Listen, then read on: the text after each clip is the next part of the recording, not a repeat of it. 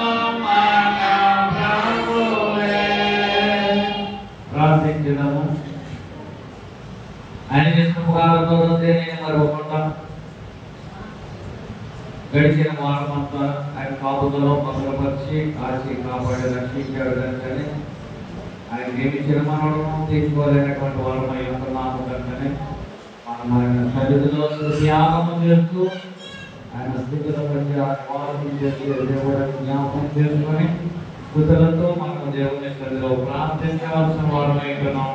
ప్రతి వారు వ్యక్తిగతముగా ప్రార్థనలో చేసి మన సమస్య మన బాధ వేదన తొలగించడానికి దేవుడు గొప్ప అవకాశాన్ని అనుగ్రహించాడు. ఈ సమయంలో నువ్వు చేసిన ప్రార్థన బట్టే నీకు దేవుడి వాక్యాన్ని నీ మాటలు అందించబోతున్నాడని జ్ఞాపకం చేస్తున్నాను. నా కొరకే నీ వాక్యం అందించు ప్రభువా. నేను ఎక్కడ పడిపోయాను, ఎక్కడ ఎలాడున్నానో అక్కడికి నన్ను నేర్పి ఈ దినం నీ ముఖాంతంలో నీ వాక్యాన్ని నాకు అందించి నీ మాటలు నాకు అందించమని ప్రార్థన చేస్తాను.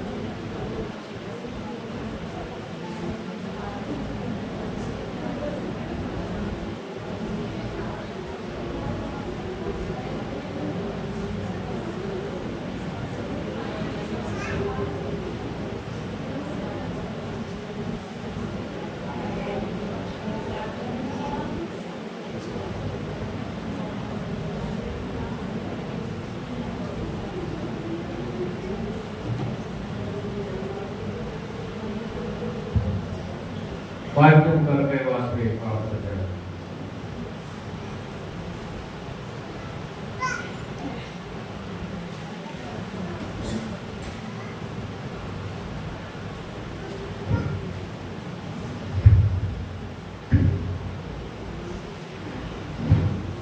మహాపరిశుద్ధుడైన దేవా, మమ్మల్ని మిక్కిలిగా ప్రేమించి మా ప్రియమైన తండ్రి, మీ ఘనమైన మీ శ్రేష్టమైన మీ బంగారు పక్కన ఆయన గడిచిన ఆదివారం నుండి ఆదివారం దాకా నన్ను నా సంఘంలో నా దైవదాస్తులు ఆయన మా యొక్క సంఘ బిడ్డలందరికీ కూడా విశ్వాసాలందరికీ సజీవమైన నీ బలిస్తున్నాను. ఎక్కడ చోట నాకు కాచి కాపాడి పాపం పడుకోకుండా వేదిక మమ్మల్ని రక్షించి ఇంత గొప్ప రక్షణ ఇచ్చారు. ఆయన ఏ యోగ్యత మాట్లాడలేదు, ఏ మంచితనం మాట్లాడలేదు. ఈ ప్రేమ శాశ్వతమైన ప్రేమతో మమ్మల్ని పిలుస్తున్న కరుణమైన దైవమైన నీ కొందరు ఈ మాట జీవం గల మాట, ఈ మాట బ్రతికించే మాట, మాట మా కోట మా కోట మా సంస్థ మీరైనారు. ఆకాశం అన్నారు ఆయన వేల వేల భక్తులు గొప్ప దేవతలతో పరిస్థితులు నాట్యములతో పిల్లల గ్రహులతో దారులతో తండ్రి వాక్యములతో స్వరమండలతో పరిశుద్ధులతో వేల వేల దూతలతో నిత్యము పరిశుద్ధులు పరిశుద్ధులని కానుస్తుంది కానుకలతో పొగడపడుచున్న తండ్రి నీ వందనాలు. నీ బంగారు పాలు పద్మము దగ్గరికి వచ్చి మీ కొని ఆడు చూడగానే దేవదాసు నీడసలాత్మతో ఎత్తు పట్టుకుని మా హృదయమనే పాటని వాక్యం మాకు ఏ మాటలు కావాలో అట్టి మాటలు ఈ జీవం గల మాటలు దేవదాసులను మాటల నుంచి మాతో మాట్లాడి మమ్మల్ని బ్రతికించండి. వాటికి మేము జీవం గల మాట బ్రతికించే పాటలు మీ మాటలు మాకు కావాలయ్యా. మీరు పెద్ద దేవుని ఆశీర్వాదం మీ మాటలు మేము పట్టుకోవడానికి మీరే మాకు తోడండి. జీవం గల మాట మమ్మల్ని బ్రతికించేది ప్రభు. మీరు మాతో మాట్లాడమని దైవదాసులు ఏడంతలాత్మతో ఎత్తు పట్టుకోమని ఈ చిన్న ప్రార్థనలకించి ఏకీకరించమని యేసు త్వరలో రాబోతున్న నజరేయుడైన యేసు పాటలు బట్టి బ్రహ్మాన్ని అడిగి వేడుకొంచున్నాను. మీ పరలోకపు కన్నా తండ్రి, ఆమేన్. కూర్చుందాం. దేవుడి సహాయం కొరకు, దేవుడి వాక్య సహాయం కొరకు కొన్ని విషయాలు దేవుడి నదిలో ప్రార్థించడానికి ఒక చరణ, ఒక పదవి ప్రార్థన, ఒక మాట పుస్తకంలో నుంచి అక్షతుడా చేస్తూ స్తోత్రం దేవా, స్వచ్ఛమైన నిత్య ప్రేమ చూస్తున్న మాట మొదటి 2 శతమానాలు కలిసిన తర్వాత ఆత్మీయతతో దేవుడిని మాట ద్వారా ఆరాధించాలి. దాని ద్వారా ఆత్మకు బలమును చేకూర్చి వారికి ఆ వినికిడిలోనికి మనం వెళ్ళడానికి దేవుడు ప్రోత్సహిస్తాడు. అందరూ దిగండి, అందరూ దిగండి.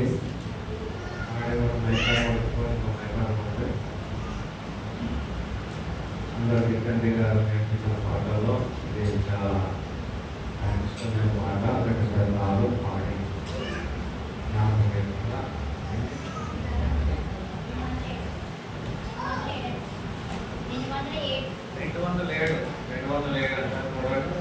అందులో మాట సీఎం మాట 207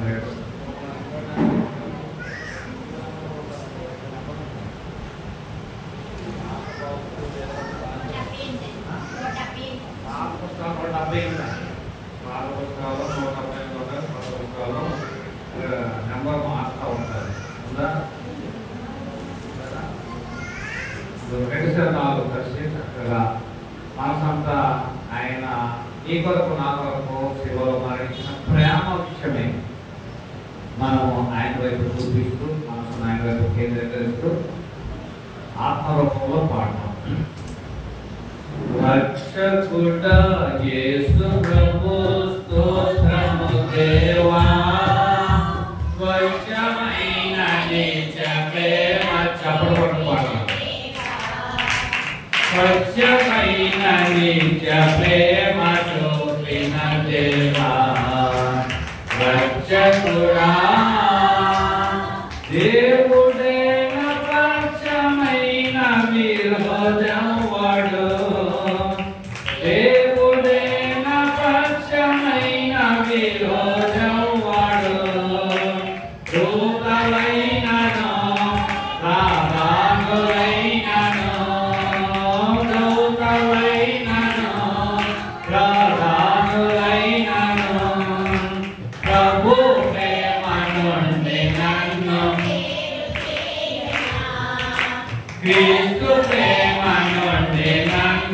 వేరు చేయునా ప్రభు ప్రేమ నుండి నన్ను వేరు చేయునా క్రీస్తు ప్రేమ నుండి నన్ను వేరు చేయునా రక్షకుడా రక్షకుడా యేసు ప్రభు స్తోత్రము దేవా స్వచ్ఛమైన నిత్య ప్రేమ చూపిన దేవా రక్షకుడా నరరూపధారమెత్తి ప్రభువుండగా నరరూపధారమెత్తి కరువైనను ఖడ్గమైనను కరువైనను ఖడ్గమైనను ప్రభు ప్రేమ నుండి నన్ను వేరు చేయునా క్రీస్తు ప్రేమ నుండి నన్ను రక్షకుడా రక్షకుడా యేసు ప్రభు స్తోత్రము దేవా స్వచ్ఛమైన నిత్య ప్రేమ చూపిన దేవా స్వచ్ఛమైన నిత్య ప్రేమ చూపిన దేవా రక్షకుడా ప్రైజ్ ది లార్డ్ దేవునికి స్తోత్రం హల్లెలూయా హల్లెలూయా చాలా మంది చేతులు ఎత్తుతున్నారు రెండు చేతులు ఎత్తి దేవుని స్తోత్రం చెల్లించండి హల్లెలూయా ఎవరు చేసే పని మాట చేయాలి శుక్రవారం చెప్పాను కదా 3 విషయాలు జాలం ఏం చేయాలి వల తీయాలి యేసు ప్రభువారు చేసే పని ఏంటి చేపలు తీసుకొస్తాడు ఇంకోటి 3 కర్ణాటక మాకు ప్రతి ఆదివారం చెప్తామంటారు గుర్తిస్తారంటారా బాణాలు ఎవరు నింపాలి మనం నింపాలి మనం నింపాలి బాణాలతో ఎవరు నింపాలి రాత్రి చెప్పాం శుక్రవారం రాత్రి చెప్పాం బాణాలను నీళ్ళతో ఎవరు నింపాలి మనం నింపాలి యేసయ్య ఏం చేస్తాడు రాష్ట్రంగా మారుతాడు ఆ బలం ఎవరు వేయాలన్నా మనం వేయాలి యేసయ్య ఏం చేస్తాడు పాపం తోలుకొస్తాడు మూడోది రాయి ఎవరు చూపించాలి మనమే తొలగించాలి యేసయ్య చేసే పని ఏంటి లాజరును లేపాడు ఈ 3 అందాలు చాలా ప్రాముఖ్యమైనవి ఆ సబ్జెక్ట్ వేరే ఉంది ప్రభు ఉచితమైతే మాట్లాడమంటే మాట్లాడడం లేకపోతే వద్దు విషయం ప్రభుకి దేవునికి స్తోత్రం చెప్పాను మన పరిమాణం చేయాలన్నాను కదా ఏం చేశారు మీరు దేవునికి స్తోత్రం మన పని ఏంటి చేతులు ఎత్తి స్తుతించడము చేతులతో తప్పడు కొడదాము మన పని మనం చేస్తే దేవుడు మన పని అయినా చేస్తాడు మనకి ఏది అవసరమో అది ఆయన చేస్తూ ఉంటాడు అది అవసరం వద్దండి మాకు ఆయనే చెయ్యాలి ఆయన తీయాలి ఆయన మనం వేయాలంటే కుదరదు దేవునికి స్తోత్రం ఇది దేవుని వాక్యాన్ని జ్ఞాపకం చేసుకుందాం మొదటి వచనం చదువుదాం బీదలను కటాక్షించువాడు ధన్యుడు ఆపత్కాలమందు యెహోవా వారిని తప్పించును యెహోవా వారిని కాపాడి బ్రతికించును భూమి మీద వాడు ధన్యుడగును వారి శత్రువులకు నీవు వారిని అప్పగించవు రోగశయం మీద యెహోవా వారిని ఆదరించును రోగము కలుగగా నీవే వారిని స్వస్థపరచుదువు దేవునికి స్తోత్రం ఈ 3 వచనాల్లో 6 భాగాలుగా మనం విభజించుకోవాలి ఎన్ని భాగాలుగా 6 భాగాలుగా 7వ భాగం కూడా మనకి లాస్ట్ ఏమన్నాడంటే స్వస్థపరచట అనే మాట మనకి కనబడుతుంది ఒకటి ధన్యుడు రెండవది తప్పించుట మూడవది బ్రతికించుట నాలుగవది అప్పగించుట ఐదవది ఆదరించుట ఆరవది స్వస్థపరచుట చాలా సందర్భాల్లో మీరు జ్ఞాపకం చేస్తాం మరోసారి ఈ దినం వర్ష సంఖ్యలో వరుస సంఖ్యలో కుటుంబాలుగా వరుసగా చదువుకుంటూ ఉన్నారు. కనుకనే ఈ గ్రంథంలో నుంచి దేవుడు ఈ దినాన్ని ప్రభు మనతో మాట్లాడనై ఉన్నాడు. ఎన్ని భాగాలుగా విభజించాడు? అందులో 6 భాగాలుగా దేవుని వాక్యాన్ని విభజించాడు. దేవుని వాక్యాన్ని ప్రధాన గాయకుడు దావీదు గారు చాలా ఆలోచన చేసి ఈ భాగం అంతటి కొరకు చాలా రాజుల గ్రంథంలో, సమూయేలు గ్రంథంలో చాలా స్పష్టంగా దావీదు తెలియజేశాడు. మొట్టమొదట ఎవరు ధన్యులు అనే విషయాన్ని మనకి జ్ఞాపకం చేస్తూ ఉన్నాడు. ప్రియులారా, ఆధ్యాత్మికముగా మనము దేవుని వాక్యాన్ని జ్ఞాపకం చేసుకుందాం. వాక్య అనుభవానికి మనము జ్ఞాపకం చేసుకుంటే ఇవి మనకు ఇచ్చే రహస్యాలు అని మనం జ్ఞాపకం చేసుకుని ఈ రహస్యాలు డెప్త్గా మనం వెళితే ఆ రహస్యాల నుంచి ఉద్దేశాలు మనకి దినాన్ని తెలియజేస్తూ ఉంటాడు. కనుకనే ఈ భాగంలో 6 భాగాలుగా విభజించిన జస్ట్ 3 భాగాల గురించి మనం జ్ఞాపకం చేసుకుందాం. లేకపోతే ఇంకా చాలా సమయం అయిపోతుంది. 2 గంటల పూర్తి చేయాలి కనుక 6 భాగాలంతా చెప్తే 3 గంటలు 3 గంటలు అవుతుంది. కనుకనే సమయానికి నేను ముగిస్తూ ఉన్నాను. నన్ను గమనిస్తూ ఉండాలి. సమయానికి మాత్రం నేను ముగించేస్తాను. ఉపాస మీటింగ్, ఉపాస ప్రార్థన అయినా, ఆదివారం వర్షిప్ అయినా నేను సమయానికి మాత్రం దేవుడు నాకు ఇచ్చిన తలాంతులు బట్టి నేను ముగించుకుంటూ ఉన్నాను. ఎవరు ధన్యులు? లేఖన భాగంలో నుంచి ఆలోచన చేస్తే ధన్యులు అనగా ఎవరు? మొట్టమొదటి దాన్ని మనం జ్ఞాపకం చేసుకోవాలి. ఎవరికైనా తెలుసుకుంటే చెప్పండి, ధన్యులు అంటే ఎవరు? మీకు తోచినట్టు చెప్పండి. ధన్యులు అనగా ఎవరు? భాగ్యవంతులు. ఉన్నతమైన స్థానంలో ఉండేవారు, చాలా ఆస్తిపరులు, ఐశ్వర్యవంతులు, ధన సమృద్ధి కలిగిన వారు అందరిని ఏమంటాడంటే ప్రియ కుటుంబం చాలా ధన్యతగా ఒక భాగ్యవంతులు అలా వాడితో మనం సరిపోగలేము అని చెప్తూ ఉంటారు. సహజంగా లోక సామెతగా మనకి తెలుస్తూ ఉంటారు. ఇది డిక్షనరీలో చూస్తే మీరు కొట్టుకొని ధన్యులు అనగా భాగ్యవంతులు అనేది మాత్రం సెంటెన్స్ బైబిల్ ప్రకారం మనకి చూపిస్తూ ఉంటారు. ఈ భాగ్యవంతుల గురించి దావీదు ఎలాగా భాగ్యవంతుడయ్యాడో, ఎలా ధన్యత పొందాడో అతడు అనుభవపూర్వకముగా ఈ వచనంలో, ప్రవచన వచనంలో తెలియజేశాడు. ప్రియులారా, దేవుని మందిరంలో నివసించే వారందరూ ధన్యులు అంటే భాగ్యవంతులు అంటాం. కొద్ది నిమిషాలు ధన్యులు అనే మాట పక్కన పెట్టి మనము దేవుని మందిరంలో నివసించే వారందరూ ఎవరంట? భాగ్యవంతులు. భాగ్యవంతులుగా మార్చబడతాం. మనం భాగ్యవంతులము కాదు, మేము పేదవారు అండి, మేము ధనికులు కాదు, దరిద్రులమేనండి అని చెప్పుకోవాల్సిన పని లేదు. కాకపోతే తెలుసా, 84వ దావీదు కీర్తన 4వ వచనంలో మనం చూసినట్టయితే ఎవరు భాగ్యవంతులు?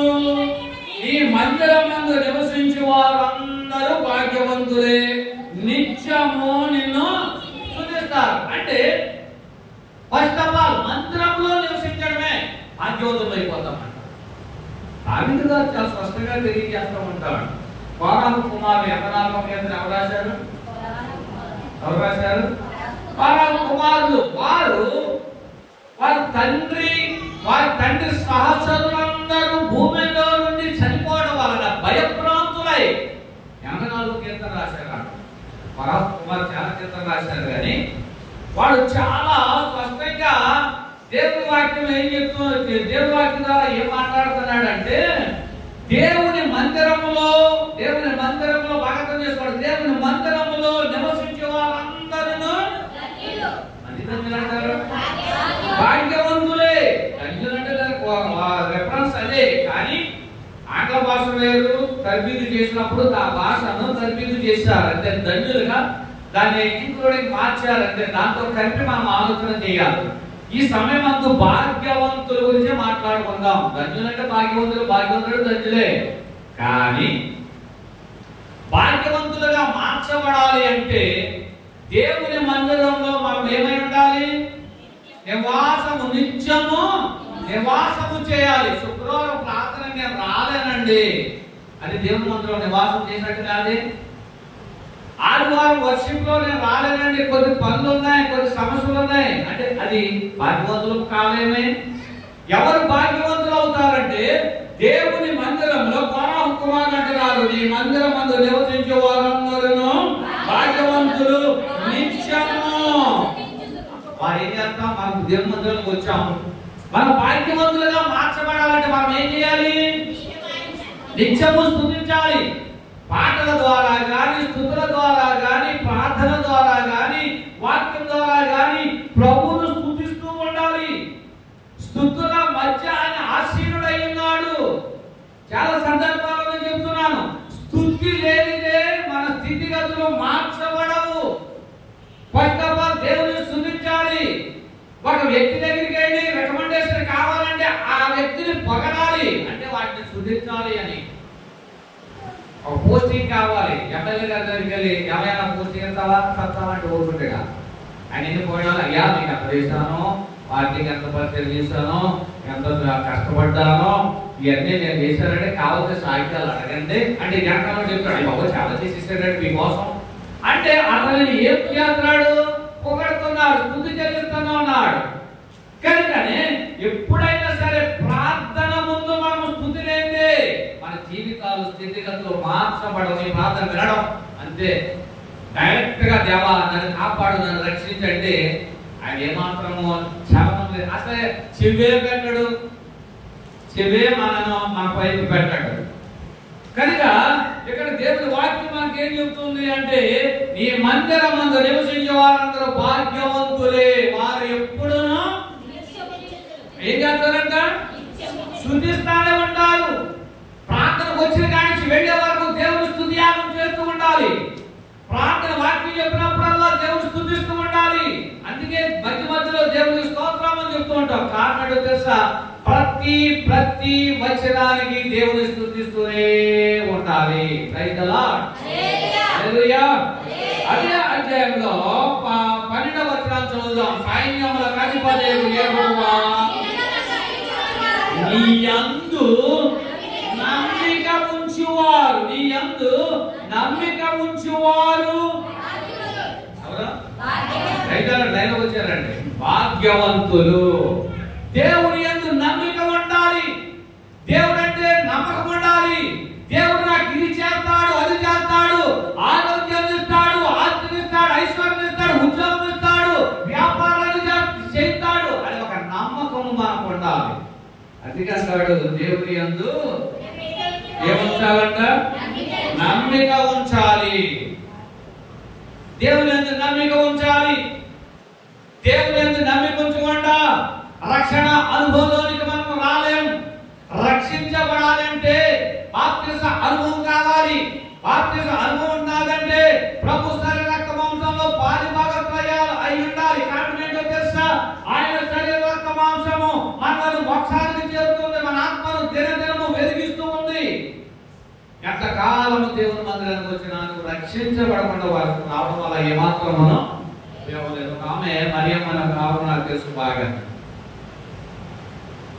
ఇంచుమించు 22 సంవత్సరాలు బ్రతిమాడుతూ ఉండేవాడు. అమ్మ మరియమ్మ రక్షణ పొందమ్మా అంటే, అయ్యా మా పిల్లకు పెళ్లి అయిపోతే నేను రక్షణ పొందేస్తానండి అంతే.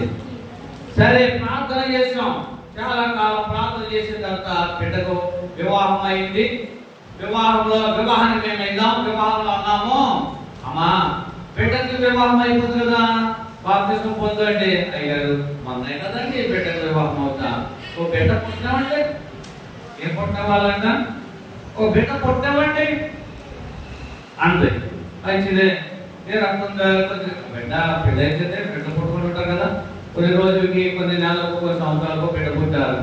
ఆ పాఠశాల గీసాలు చేయడానికి మళ్ళీ మమ్మల్ని పిలిచారు ప్రార్థన చేసి. అప్పుడు కూడా అడిగాను నేను, అమ్మా తల్లి మరియమ్మ బాప్తిస్మం పొందు తల్లి, క్రీస్తు రాకడొస్తే ఏమైపోతామో తెలియదు, మన భయంకరమైన వ్యాధులు వస్తే ఏమైపోతామో తెలియదు, కనుక దయించి ఆ మార్పు చెందు. ఆ ఆత్మ కోసం ఎంతో ప్రార్థన చేస్తూ ఉండేవాడిని నేను స్వయంగా. పాఠశాల అయిపోయింది. అమ్మ ఏంటని అడిగితే ఆమె అన్నది, అయ్యా మా మనవరాలు పెద్ద అవగానే ఏమవగానే కాపెక్కగానే నేను గంటలో దిగిపోతాను. గంటలో తెలియదు అమ్మ బాప్తిసం పొందు, రక్షణ పొందు అన్నా.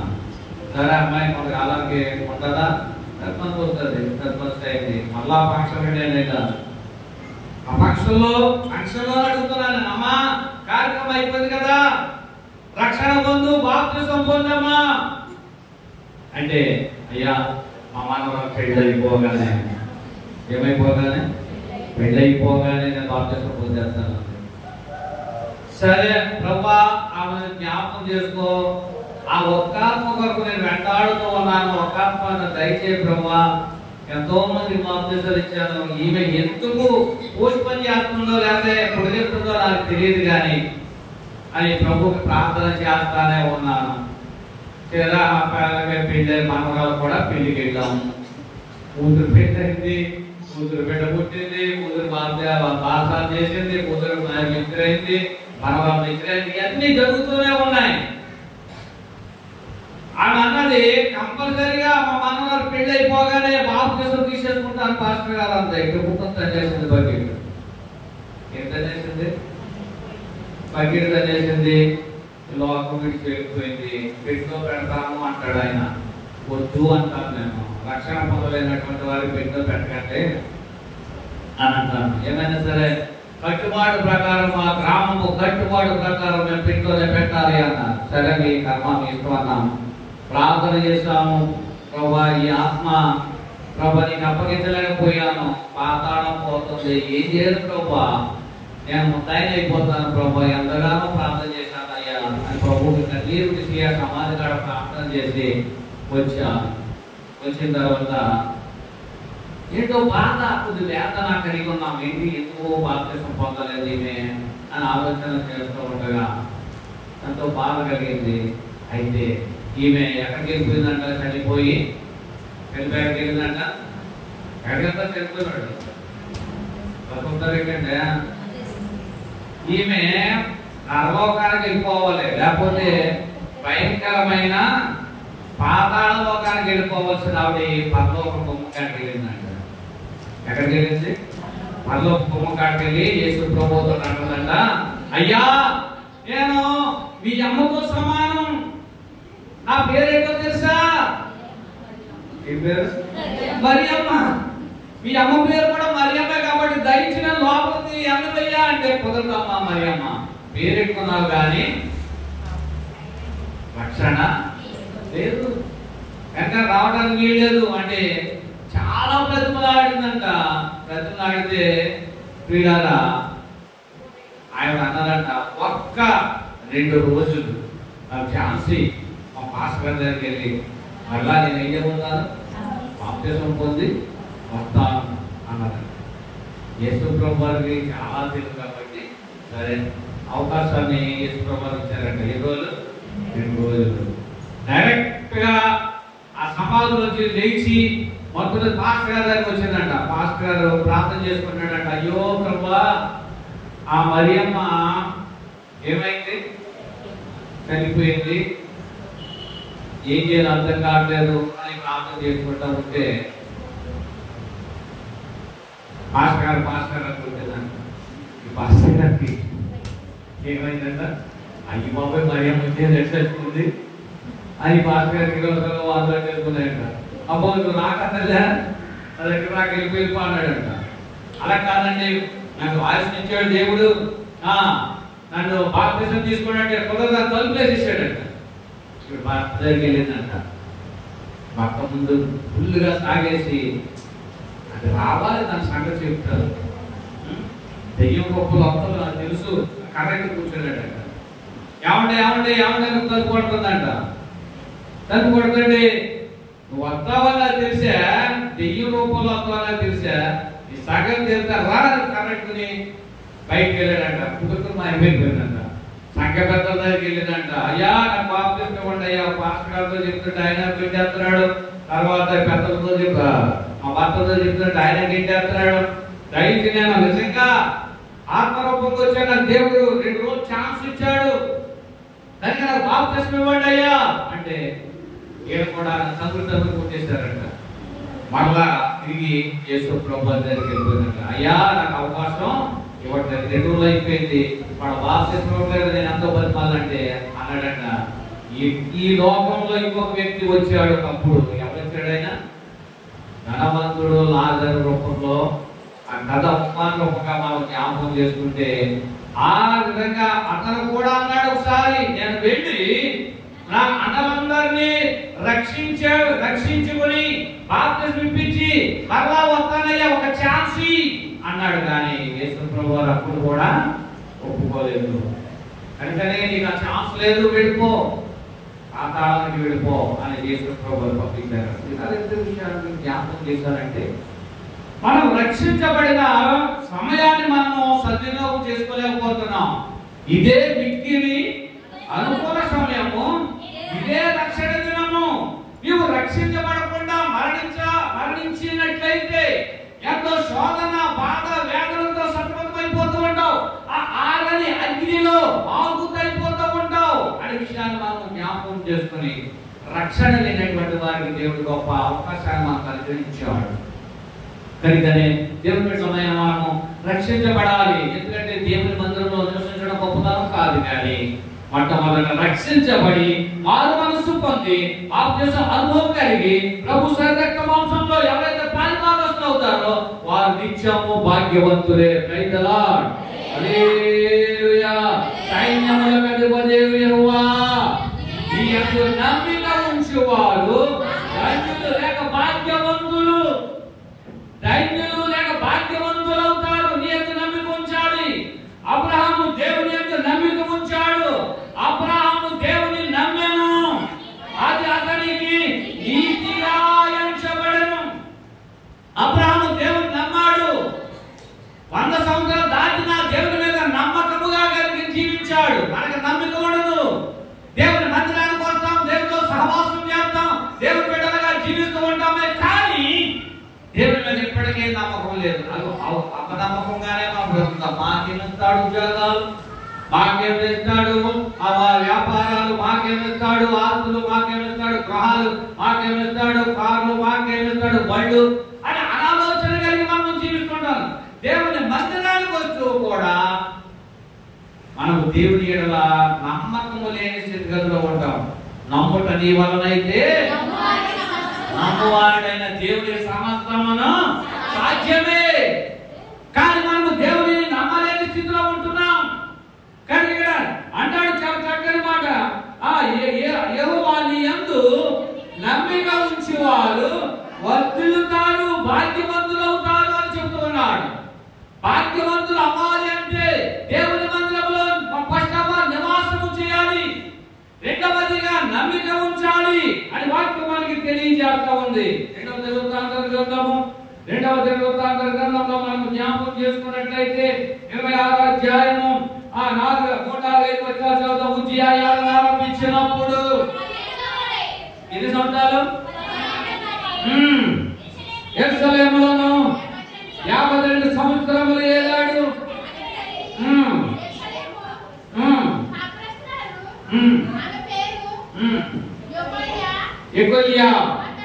అతడు తన తండ్రి అయిన అమజ్యా చర్యలందరి ప్రకారము యెహోవా దృష్టికి యథార్థముగా ప్రవర్తించెను. ఎలా ప్రవర్తించాడంట?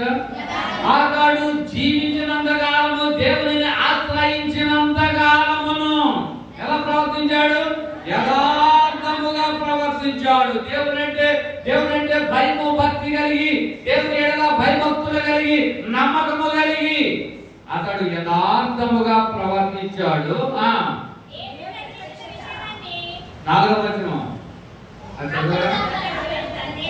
తండ్రి అయిన అమజ్యా చర్యలందరి ప్రకారము యెహోవా దృష్టికి యథార్థముగా ప్రవర్తించెను. దేవుని ప్రత్యక్ష విషయముందేమి తెలివి కలిగిన జకర్యాజనలలో అతడు దేవుని ఆశ్రయించెను. అతడు యెహోవాను ఆశ్రయించినంత కాలము అతడు వర్ధిల్లుతూ ఉన్నాడంట. అతడు వర్ధిల్లుతూ ఉన్నాడు. తర్వాత అతడు చెడిపోయాడు అని వాక్యం తెలియజేస్తుంది. భ్రష్టుడైపోయాడు. అతిశయం అహంభావం వచ్చేసి అన్ని కలిగిన తర్వాత దేవుని యొక్క నమ్మిక మాత్రము విడిచిపెట్టేశాడు. దేవుడు అంటే భయం లేదు, దేవుడు అంటే భక్తి లేదు, దేవుని మందిరం అంటే అజాగ్రత్తగా జీవిస్తూ మొదలు పెట్టాడు. కనుకనే అతడు భ్రష్టుడైపోయాడు అనే విషయాన్ని ఎంత భాగం అంతా మనకి తెలిసిన విషయమే. దాని గురించి మనం తెలియకపోవచ్చు. కానీ దేవుని బిడ్డలై మనము యథార్థంగా దేవుని సన్నిధిలో జీవించాలి. నమ్మకముగా దేవుని సన్నిధిలో జీవించాలి. నమ్మకముగా దేవుని సన్నిధిలో ఉంటే దేవుని సన్నిధిలో నిత్యము ఆనందమే, ఆశీర్వాదమే, భాగ్యవంతులు అవుతాం. దావీదు అనుభవంలో అతని కుటుంబంతో దేవుని మందిరంలో ఉండడానికి ఇష్టపడ్డాడు. 2 రాజుల గ్రంథమా 2 సమూయేలు 7:9 చూసినట్లయితే దావీదు ఎంతగా కుటుంబంతో దేవుని మందిరంలో ఉండాలని ఇష్టపడ్డాడో, దయచేసి ఈ దాసుడైన నా కుటుంబము అంటాడు. చూడండి, కుటుంబాలుగా దేవుని సన్నిధిలో ఉండడం ఎంతో ఆశీర్వాదకరం.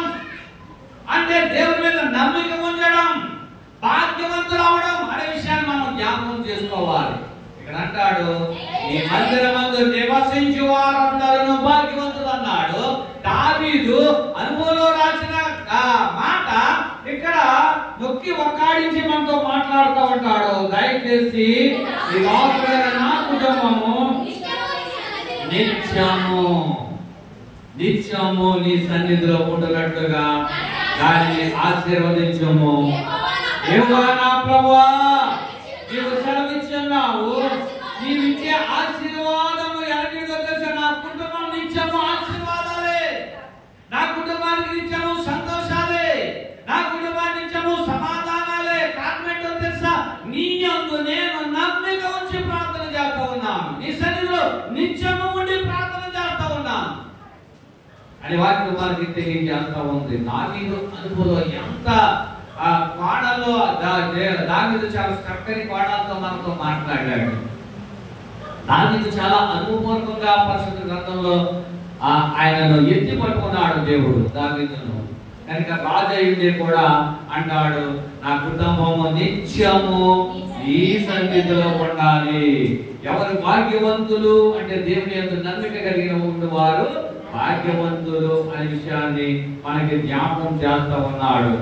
అపోస్తలుడైన పౌలు తిమోతికి రాసిన మాట అంటాడు, ఈ మాట నమ్మి ఆ మాట నమ్మి అతడు ఓర్పుతో 6:15 అతడు హెబ్రీయుల రాసిన పత్రిక 6:15 అంటాడు. హెబ్రీయుల రాసిన పత్రిక 6:17 అంటాడు, ఆ మాట నమ్మి అతడు ఓర్పుతో సహించి ఆ వాగ్దాన ఫలమును పొందాడు. ఓర్పు కావాలి.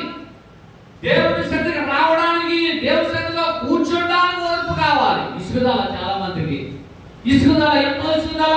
కనీసం 2 గంటలు కూడా మనం దేవుని సన్నిధిలో ఉండకపోతే దేవుని ఆశీర్వాదాలు కోల్పోతాం. మనం భాగ్యవంతులం కాకుండా దరిద్రులుగా మనం జీవిస్తూ ఉంటాం. ఒకేసారి ధనవంతుడు లాజరు ఒకేసారి చనిపోలేదు. మొట్టమొదట చనిపోయింది ఎవరో తెలుసా? ఎవరండి? లాజరు చనిపోయాడు, దేవదూతల చేత ఎత్తబడెను అంటాడు. నెక్స్ట్ ధనవంతుడు కూడా చనిపోయాడు. గోదా రంగు బట్టలు తొడుక్కుని ఎంతో భాగ్యవంతుడుగా ఉన్న వ్యక్తి కూడా చనిపోయాడు. వీళ్ళిద్దరిలో లోకానుసారముగా ధనవంతుడు భాగ్యవంతుడు అవ్వచ్చు, కానీ ఆత్మీయతగా లాజరే భాగ్యవంతుడు. దేవునికి స్తోత్రం. దేవుని దూతల చేత ఎత్తబడిన వాడు. ఎవరు భాగ్యవంతుడు? ఎవరు భాగ్యవంతులండి? అదే భాగ్యవంతుడు. ఈ లోకపు ఆస్తి ఐశ్వర్యాలు ధన సంపద భాగ్యవంతులు అవడం చాలా సులువు. అక్రమంగా ఎలాగైనా భాగ్యవంతులు అవ్వచ్చు, కానీ దేవుని దృష్టిలో దేవునితో ఎత్తబడటానికి ఎవరైతే రక్షణ పొంది మారు మనసు అనుభవం కలిగి, బాప్తిస్మ అనుభవం కలిగి, ప్రభు బలలో పాలు పొందే అనుభవం కలిగి, దేవుని మీద నమ్మకం ఉంచి దేవుడు నాకు చేయగలడు, దేవుడు నా పక్షాన ఉండగలడు, నాకు విరోధి ఎవడు ఈ లోకంలో జీవించలేడు. నీ విరోధైన వాడు ఎవడు అంటాడు. కనుక ఆయన విరోధముగా ఎవరము జీవించలేము. కారణం ఏంటో తెలుసా? దేవుని యందు ఒక ప్రత్యేకత మనకు ఉంది కనుకనే మనం ఒక బిడ్డలుగా, దేవుని బిడ్డలుగా మనం గుర్తింపులోకి వచ్చాము కనుకనే అంటాడు ఆ మాట. ఆ మాట నమ్మి అతడు ఓర్పుతో సహించి ఆ వాగ్దాన ఫలము పొందాడు. ఎవరైనా? అబ్రహాం ఎంత ఓర్పు కలిగి ఉన్నాడో తెలుసండి. 100 సంవత్సరాలైనా ఓర్పు కలిగి ఉన్నాడు. మనమైతే చాలా ఇష్టం. ఏం చేస్తాడులే మాకు దేవుడు, మాకేం చేస్తాడులే, దేవుడి దగ్గరికి వెళ్తున్నాం, మందిరంలో నిత్యము ప్రార్థన చేస్తున్నాం అనుకుంటాము. కానీ దేవుని వాగ్దాన భూమిని స్వతంత్రించుకుంటే ధైర్యం మాకుందా అనే విషయాలు మనము జ్ఞాపకం చేసుకోవాల్సిన వారమై ఉంటున్నాం. చక్కని విషయాలు మనకు బోధిస్తూ ఉన్నాడు. 2వ గ్రంథంలో 22వ వచనంలో మనం జ్ఞాపకం చేసుకున్నట్లయితే ఇక్కడ మాట మనకి కనబడుతూ ఉంటుంది. దావీదు సౌలు చేతిలో పడకుండా తప్పించి, రక్షించి, స్వస్థపరిచి, ఆయనను బ్రతికించి అనేక రంగాలలో దావీదును ఆశీర్వదించాడు. అందుకే ఇక్కడ అంటాడు 22వ అధ్యాయం 1వ వచనం, 7వ వచనం, 13వ వచనం చదువుదాం. యెహోవా తన్ను సౌలు చేతిలో నుండి, తన శత్రువులందరి చేతిలో నుండి తప్పించిన దినమున దావీదు ఈ పాట రాశాడు, ఈ పాటను పాడాడు అని వాక్యం తెలియజేస్తుంది. 7వ వచనం, నా శ్రమలలో నేను యెహోవాకు మాట పెట్టింది, నా దేవుడికి ప్రార్థన చేసింది, ఆయన నా ఆలయంలో ఆలకించి నా ప్రార్థన అంగీకరించెను, నా మాట ఆయన చెవుల నుంచి వచ్చాను. 19వ వచనం, ఆపత్కాలమందు వారు నా మీదికి రాగా యెహోవా నన్ను ఆదుకొని విశాలమైన స్థలమునకు నన్ను తోడుకొని వచ్చెను. 20వ వచనం, నేను ఆయనకు ఇష్టుడను కనుక ఆయన నన్ను తప్పించెను. 41వ వచనంలో పాయింట్ అవుతున్నాను. తప్పించుట, రక్షించుట, బ్రతికించుట, అప్పగించుట, ఆదరించుట, స్వస్థపరచుట. ఆ పాయింట్ మీద నేను వాక్యాన్ని తెలియజేస్తాను. దేవుడు ఆ పాయింట్ మీద మాట్లాడుతూ ఉన్నాడు. గమనించవలసిన వారమై ఉంటున్నాం. ఇక్కడ తప్పిస్తూ ఉన్నాడు. అతడు నన్ను ప్రేమించుచున్నాడు కనుక నేను అతనిని తప్పిస్తాను, అతడు నా నామం నెరిగిన వాడు కనుక నేను అతని కనపడతాను. 9వ తరగతి కనపడుతుంది అన్నమాట. ఎక్కడ కనపడుతుంది? ఏ దేవుని ఎవరైతే ప్రేమిస్తారో వాడు ఏం చేస్తాడంట? తప్పిస్తాడు. అతడు నా నామం ఎరిగిన వాడు కనుక నేను అతన్ని జ్ఞానపరుస్తాను అన్నాడు. కనుక తప్పించేవాడు, రక్షించేవాడు, ఆదుకునేవాడు ఆయనే. కనుక మనం మాత్రం ఆయన ఏముంచాలి? నమ్మిక ఉంచాలి. మేము భాగ్యవంతులు కాలేకపోతున్నాం, మేము అనుకున్నది కొనుక్కోలేకపోతున్నాం, మేము అనుకున్న ఉద్యోగాలు రాకుండా ఉంటున్నాయి, మేము అనుకున్న వ్యాపారం చేయలేకపోతున్నాం, మా టార్గెట్ మించి వెళ్ళలేకపోతున్నామని అనాలోచన కలుగుతున్నామేమో. నీవు దేవుని మందిరమునందు నివసించాలి. రెండవదిగా ఆయన నీవు నమ్మిక ఉంచాలి. అప్పుడు నీకు ఇవన్నీ కలుగుతూ ఉంటాయి. వర్ష సంఖ్యలో వారికి 15 దినాన్ని దేవుని మందిరంలో నివసించగలుగుతున్నావా? దేవుని మందిరంలో ప్రార్థించగలుగుతున్నావా? దేవుని మందిరంలో గోజాడగలుగుతున్నావా? దేవుని మందిరంలో మనం బ్రతకగలుగుతున్నామా అనే విషయాన్ని మనం జ్ఞాపకం చేసుకోవాలి. సావైన బ్రతుకైన దేవుని కొరకు మనం త్యాగం చేయాలి. రోషము కలిగి రక్షించబడిన నీవు రోషము కలిగి ప్రార్థనలో ఏకీవించాలి, దేవుని పరిచర్యలో ఏకీవించాలి. అపోస్తలుడైన పౌలు గారు అనేక సందర్భాల్లో చావైనా బ్రతుకైనా నీ కొరకే జీవితాన్ని ప్రభువు అన్నాడు. ద్వితీయోపదేశకాండం మోషే అంటాడు మాట మనం జ్ఞాపకం చేసుకున్నట్లయితే, ద్వితీయోపదేశకాండంలో మోషే రచించిన గ్రంథాలలో 6వ అధ్యాయము 24వ వచనాన్ని మనం జ్ఞాపకం చేసుకుందాం. 6వ అధ్యాయం 24వ వచనం, మనకు నిత్యము మేలు కలుగుటకై యెహోవా నేటి వలె మనలను బ్రతికించున్నట్టు, ఈ దినం వలె మనము బ్రతికినంత కాలం మనం బ్రతికించేటట్లు మన దేవుడైన యెహోవాకు భయపడి నీ కట్టడలన్నిటినీ కైకొనవలెనని మనకు ఆజ్ఞాపించాడు. ఎలాగో తెలుసా? మన దేవుడైన యెహోవా మనకు ఆజ్ఞాపించినట్లు ఆయన సన్నిధిని ఈ సమస్తమైన ఆజ్ఞలను అనుసరించి మనం నడుచుకున్నప్పుడు మనలను భాగ్యవంతులుగా చేస్తాడు. నీతికలను అంటాడు కానీ భాగ్యవంతులుగా చేస్తాడు. అక్కడ మనం స్వీకరణ చేసుకోండి. మన భాగ్యవంతులు అవ్వాలంటే ఏం చేయాలంట? మన దేవుడైన యెహోవా మనకు ఆజ్ఞాపించినట్లు, మన దేవుడైన యెహోవా మనకు ఆజ్ఞాపించినట్లు ఎప్పుడు మనకు నిత్యము మేలు కలుగుటకై యెహోవా నేటి వరకును, ఈ రోజు వరకు, ఈ క్షణము వరకును మనల్ని బ్రతికించాలంటే మనం ఏం చేయాలంట? మన దేవుడైన యెహోవా మనకు ఆజ్ఞాపించినట్లు ఆయన సన్నిధిని ఈ సమస్తమైన ఆజ్ఞలు అనుసరించి మనం నడిచినప్పుడు మనమందరమును ప్రైజ్ ది లార్డ్, హల్లెలూయా, భాగ్యవంతులు అవ్వాలని కోరుకున్న వారు దేవుని స్తోత్రం చెల్లించండి. హల్లెలూయా. దేవుని బిడ్డ, ఇతనాన్ని ఎవరు భాగ్యవంతులు అని అడిగితే దేవుని సన్నిధిలో నిత్యము నిలుచువారు భాగ్యవంతులు, ఆయన మీద నమ్మిక ఉంచేవారు భాగ్యవంతులు. వారు ఎలా బ్రతుకుతారు అని అడిగితే ఇవన్నీ మనకి దేవుడు చూపిస్తూ ఉన్నాడు. 2వ రాజుల గ్రంథము 20వ అధ్యాయము ఎవరు బ్రతికించబడతారు, ఎలా బ్రతికించబడతారు అనే అంశం మీద మనం మాట్లాడుతూ ఉన్నాం. కనుకనే హిజ్కియా మరణకరమైన వ్యాధి వచ్చిందట. హిజ్కియా ఎంత దేవుని మందిరం నమ్మకించాడో తెలుసండి. దేవుని మందిర ద్వారాలు తెరిచాడు, పెద్దలగాడే తెరిచాడు, పెద్దలగాడే తుడిచాడు, పెద్దలగాడే కుర్చీలు సర్దాడు. రాజ్యంలో ఉన్న పెద్దలందరినీ సమకూర్చి వాళ్ళని పిలిపించి దేవుని మందిరంలో ఒంగోబెట్టి ప్రార్థన చేయించాడు. దేవునికి స్తోత్రం కలుగుగాక. అంత మాత్రమే కాదు, అతడు మరణకరమైన వ్యాధి వచ్చినప్పుడు కూడా దేవుని మీద అపనమ్మిక పుట్టించలేదు. అతడికి ఎప్పుడు దేవుని అపనమ్మికగా చూడలేదు. దేవుడు నన్ను రక్షిస్తాడు, దేవుడు నన్ను బ్రతికిస్తాడు, దేవుడి మీద నేను నమ్మిక ఉంచానని ఛాలెంజ్ గా తీసుకున్నాడండి.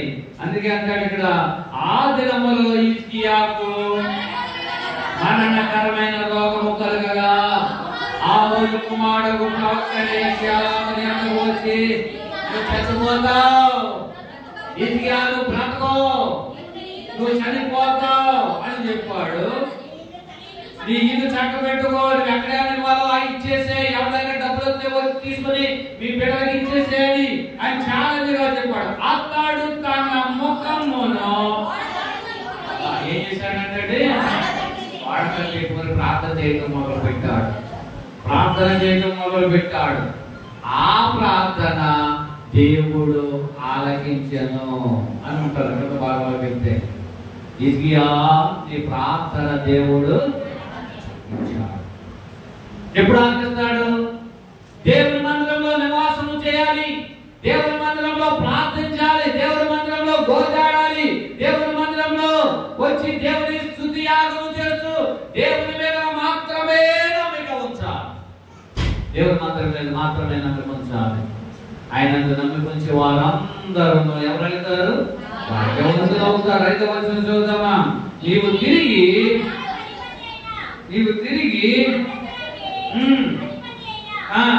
ఈ కేదో పోయేదరికను ఈ పితరుడైన దావీదునకు దేవుడవు యెహోవా నీవు సెలవిచ్చిన ఏంటో తెలుసా?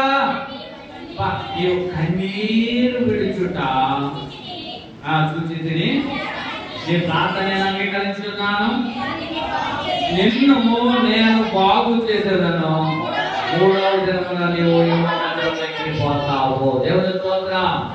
నీ రాజ్యానికి వెళ్ళిపోతావు అనలేదు అక్కడ. మళ్ళా గో బ్యాక్, మళ్ళా దేవుని సన్నిధికి వెళ్ళి దేవుని మందిరంలో ఆరాధన చెయ్యి. అది దాని అర్థం. దేవుని మందిరంలో ఎవరైతే ఆరాధిస్తారో, ఎవరైతే నిత్యము దేవుని సన్నిధి, దేవుని మందిరం అని ప్రయాసపడి దేవుని మందిరానికి దయాలు వచ్చి దేవుని మందిరంలో మండలి ప్రార్థన చేసి పాటలు పాడుతూ ఉంటారు, వారు భాగ్యవంతులు. No doubt. వారు ఎవరవుతారంట? భాగ్యవంతులు అవుతారు. భాగ్యవంతులు అవుతానికి ఇష్టపడుతున్నావా?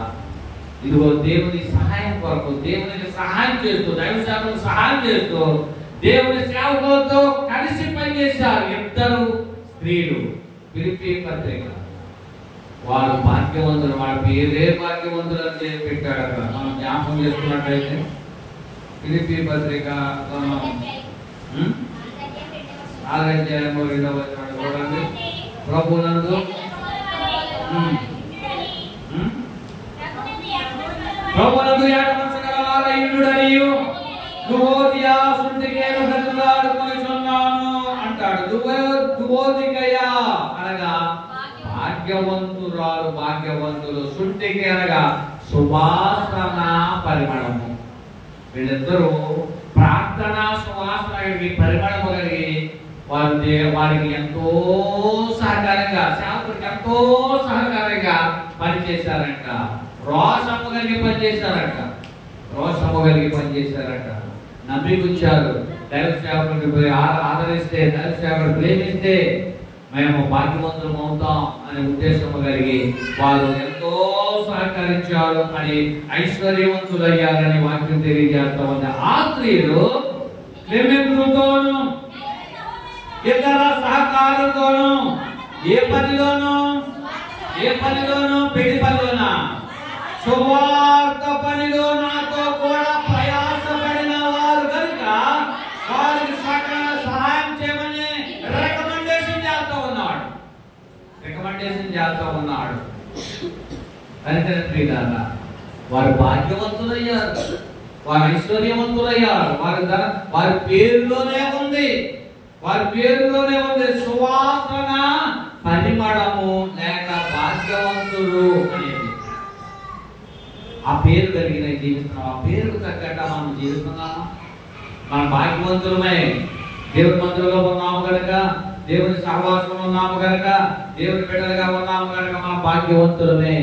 కానీ ఆ భాగ్యవంతుల స్థితిలో మనం జీవిస్తున్నామా? అలాగూ మనం ప్రవర్తించగలుగుతున్నామా అనే విషయాన్ని మనం జ్ఞాపకం చేసుకుందాం. పేదలను కటాక్షించేవాడు ఆ పత్రాల ముందు యెహోవాని తప్పించును, యెహోవాని కాపాడి బ్రతికించును. భూమి మీద వాడు ధన్యుడు, భాగ్యవంతుడు అవుతుడు. వారి సరుకులు ఇచ్చకు వారిని అప్పగించాడు. చూడండి, ఎప్పుడైతే భాగ్యవంతులం అవుతామో యెహోవా మనం బ్రతికిస్తాడంట, తప్పిస్తాడంట, అప్పగిస్తాడంట, ఆదరిస్తాడంట, స్వస్థపరుస్తాడంట. రోగం మీద, మంచం మీద ఉన్నప్పుడు మనం ఏం చేస్తాడంట? వారిని స్వస్థపరుస్తాడు. లేకపోతే 7వ వచనం చూద్దాం. నన్ను దేశించు వారందరూ కూడి నా మీద కుసులాడుదురు, నశింపజేయవలెను వారు నాకు కీడున ఆలోచన. ఉదరని భాగము వారిని సంభవిస్తుంది. వాడి పడక మీద విడిచి తిరిగి లేవడని చెప్పుచున్నాడంట. చూడండి, దేవుని సన్నిధిలో నివాసం చేయని వారికి, చేసే వారికి ఎంత తేడా ఒకసారి ఆలోచన చేయండి. ప్రియులారా, దేవుని సన్నిధిలో నిత్యము నివాసము చేయాలి, దేవుని సన్నిధిలో ప్రార్థించాలి. నన్ను ప్రేమించే వారిని ఆయన ఏం చేస్తాడంట? ఆస్తికర్తలుగా చేస్తానని కూడా చెప్తూ ఉంటాడు సామెతల గ్రంథంలో. కానీ ఇటన్నిటిని చూసించే సమయం మనకు లేదు. కానీ ఈ దాసుడైన నేను నా కుటుంబమును నిత్యము ఎక్కడుండాలి? నీ దాసుడైన, దేవునికి దాసురాలైన, దాసుడైన నీ కుటుంబంతో నిత్యము దేవుని సన్నిధిలో ఉండాలి. ఉంటే ఆ దేవుడు ఇచ్చే ఆశీర్వాదాలు ఇంత కాదు. ఎన్ని ఆశీర్వాదాలు ఉన్నాయి? విద్యోపదేశంలో ఎన్ని ఆశీర్వాదాలు ఉన్నాయి? 20 చెప్తారు కానీ మర్చిపోతామండి. ఎన్ని ఆశీర్వాదాలు యుద్ధం చేసినాడు. అదే సందర్భంలో మీకు లెక్కలు చూపించి మీకు అక్కడ నోట్ చేసుకోవడానికి చెప్తూ ఉంటారు. అందుకే ఎన్ని ఆశీర్వాదాలు ఉన్నాయి, ఎన్ని శాపాలు ఉన్నాయి. శాపాలు పెట్టకూడదంట, ఆశీర్వాదాలు కావాలంట ప్రతి వారికి. మొట్టమొదట నీవు ఆశీర్వదించబడాలంటే ఈ శాపనాలు మాత్రమే గుర్తు చేసుకో. అందుకే చాలా మటుకు నేను మొట్టమొదటి శాపనాల గురించే చెప్తూ ఉంటాను. శాప వచనాలు కనపడతా ఉంటాయి వీళ్ళ వచనంలో. మొట్టమొదట అది చదివి తర్వాత ఆశీర్వదించబడాలి. ముందు కీడొచ్చి తర్వాత మీరు చేయాలంట. ఇది లోక సామెత. 28లో మనం చూస్తే ఎన్ని శాపాలు ఉన్నాయో ఇక్కడ నుంచి 7వ వచనం నుంచి కనపడతా ఉంటాయి. ఇది చదివిన తర్వాత ఆశీర్వాదాలు కనండి. మొట్టమొదటే నాకు ఆశీర్వాదించే ప్రభా, నన్ను దీవించే ప్రభా, నీ మందిరానికి మాత్రం వెళ్ళను, నీ మీద నమ్మకొచ్చును. అలా కుదురుతుంది. మన డ్యూటీకి వెళ్తేనా మనం ప్రొజెక్ట్ చేస్తారు, లేకపోతే ఆ వేరు ముద్ర వేసిన తర్వాత మన అటెండెన్స్ లోనికి వెళ్తాము, అప్పుడే మనకి జీతం వస్తుంది. అలాగే దేవుని మందిరంలో కూడా నీ బ్రతికిన దినాలన్నీ శుక్రవారం ఆదివారం ఆశీర్వాదాలు కావాలంటే నువ్వు భాగ్యవంతుడుగా ఉండాలి అంటే ఇప్పుడు ఆబ్సెంట్ అవ్వకూడదు. దేవుని మందిరంలో ఇన్ని ఆబ్సెంట్ అయ్యామో అయితే లెక్కల్లో ఉంటే అక్కడ తెలుసా. దేవుని బిడ్డమైన మనము ఇన్ని ఆశీర్వాదాలు ఉన్నాయి. మనం ఆశీర్వాదాలు చూద్దామా, నీవు నీ దేవుడైన మాట శ్రద్ధగా వినాలి. మొట్టమొదట ఆశీర్వాదాల్లో ప్రాముఖ్యమైన ఆశీర్వాదం ఏంటో తెలుసా? దేవుని మాట, దేవుని వాక్యాన్ని చాలా చాలా శ్రద్ధ అండి. మనకి పక్కవాడితో మాట్లాడతాం, ఈ అని చెప్తాం, గోగుతాము, ఏదో అప్పుడే సాతానుగాడు వచ్చి మనల్ని వెంటాడి ఇది చేసావా అది చేసావా అంట తిరుగుతూ ఉంటాడు.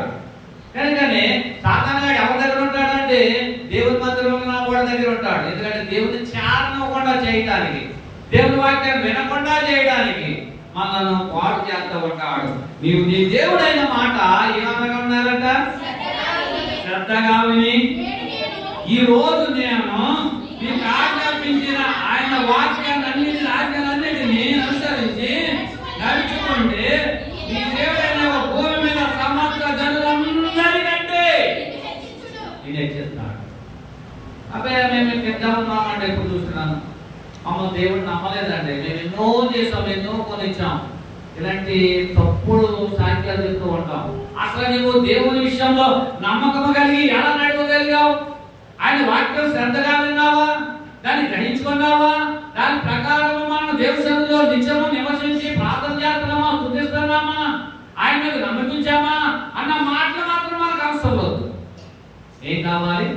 ఆశీర్వాదాలు కావాలి, దీవెన కావాలి, అన్ని మాకే కావాలి, ఇంకెవరికి అవసరం లేదు. ఆయన ఆజ్ఞలను కట్టడలను విధులను జాగ్రత్తగా అనుసరించి నడిస్తే నీ దేవుడైన భూమి మీద సమస్త జనులందరికంటే హెచ్చించును. నీ దేవుడైన మాట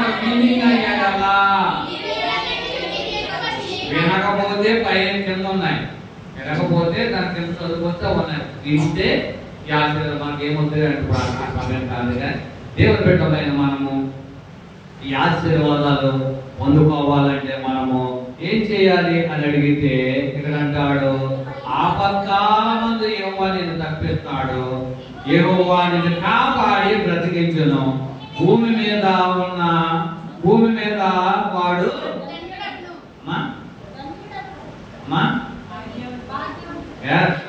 ఆదుకుంటారండి. భాగ్యవంతులు అవుతావు, శత్రువుల వారిని అప్పగించవు, రోగాల మీద వారిని ఆదరించును, రోగము కలుగగా నీవే వారిని స్వస్థపరిచేదవు. Praise the lord. దేవుడే మనల్ని స్వస్థపరుస్తాడు.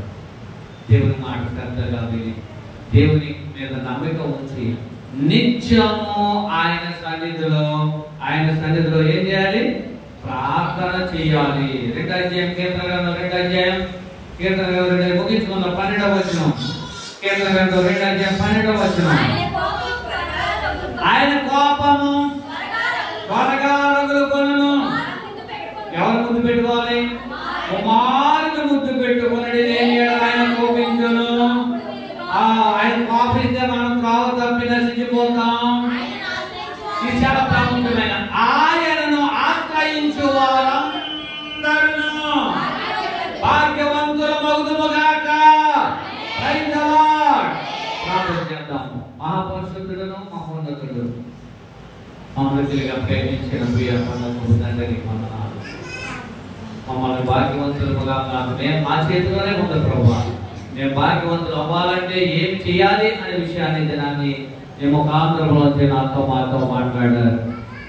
ఆయన నీ సందులో నిత్యము నిల్చున్న వారందరూ భాగ్యవంతులే, నీ మీద నమ్మికొచ్చిన వారందరూ భాగ్యవంతులే అని వాక్యం తెలియజేస్తూ ఉంది. నేను ప్రేమించే వారందరూ భాగ్యవంతులే అని విషయాలు తెలియజేస్తావు. ఆపత్కాలను మనం తప్పిస్తావు, మమ్మల్ని ఆదరిస్తావు, మమ్మల్ని రక్షిస్తావు, మమ్మల్ని బ్రతికిస్తావు, అండ్ మమ్మల్ని స్వస్థపరుస్తావు అని దినాన్ని మాకు తెలియజేస్తారు. ఈ ఆరాధనలో ప్రభువా నీవున్నావు, ఈ వాక్య ద్వారా మాట్లాడావు కనుకనే ప్రభువా నిన్నే స్తుతించి, నిన్నే కనపరిచి, నిన్నే కీర్తించి, నిన్నే మహిమపరచుటకు సహాయం దయచేయండి. నీ మందిరంలో ఎప్పుడూ ఆబ్సెంట్ అవ్వకుండా నీ సన్నిధిలో ప్రార్థించే వారిగా, స్తుతించే వారిగా, నీ మీద నమ్మికొచ్చే వారిగా సహాయం దయచేయమని ప్రభువా నీకే వందనాలు స్తోత్రం చెల్లించుకుంటూ మమ్మల్ని భాగ్యవంతులుగా తీర్చిదిద్దే ప్రభువా ఒక గొప్ప వాగ్దానాన్ని మాకు ఇచ్చావు ప్రభువా. ఆ వాగ్దానం ద్వారా ప్రభువా మేము భాగ్యవంతులు అవ్వాలి. తోటి చేస్తుంటే ప్రభువా భాగ్యవంతులు అయ్యారు, మంచి ప్రార్థనాపరులుగా జీవించారు. అట్టి ప్రార్థనాపరులుగా మమ్మల్ని మార్చిదిద్ది ఆయన నీ వాక్యం ద్వారా గమనించి, నీ వాక్యాన్ని పరిశోధించి పరీక్షించుకొని, ఈ వాక్యం ద్వారా మేము బ్రతికేటట్టు, చలించేటట్టు, స్తుతించేటట్టు, గర్భించేటట్టు, కీర్తించేటట్టు, మహిమపరిచేటట్టు నాకు దయచేయమని వాక్యం అయితే మమ్మల్ని రక్షించి స్వస్థపరిచి బాగుచేసి బ్రతికించి మాతో మాట్లాడిన యేసు క్రీస్తు పరిశుద్ధ నామమున అడిగి వేడుకొంచున్నాము తండ్రి.